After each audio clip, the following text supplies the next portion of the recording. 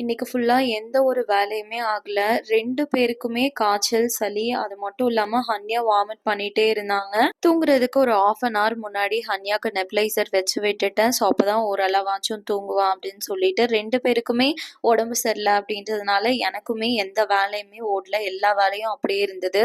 So நான் இந்த சாமானம் வெளக்குறதே பார்த்தீங்கன்னா, கிட்டத்தட்ட 11 மணி ஆயிடுச்சு.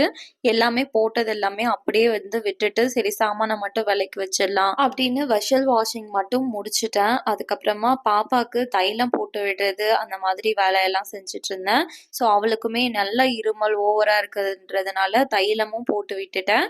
தம்பிக்குமே லைட்டா தைலம் போட்டுட்டு ஹன்யாவை தூங்க வச்சிடலாம் ஃபர்ஸ்ட் அப்படின்ட்டு அவளை தட்டி தூங்க வைக்க பார்த்தேன். பட் ஆனா அவ தூங்கவே இல்லை. தூக்கமே வரல போல அந்த இருமலுக்கு. தம்பியை மட்டும் ஒரு வழியா தூங்க வச்சுட்டேன். அவனை தூங்க வைக்கிறதுக்கே 12:30 ஆயிடுச்சு. தம்பி முழிச்சிட்டு இருக்கும் போது நெபுலைசர் வச்சுக்க மாட்டான், அழுதுட்டே இருப்பான். ஸோ அதனால அவன் தூங்கின பின்னாடி நெபுலைசர் வச்சு விட்டுறலான்னு எல்லாமே போட்டு அவனுக்கும் நெபுலைசர் காமிச்சாச்சு.